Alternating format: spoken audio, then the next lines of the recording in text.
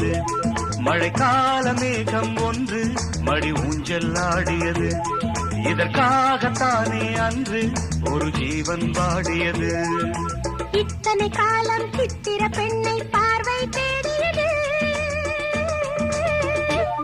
ஒரு பாடல் பாடியது, அதில் ஊடல் கூடியது.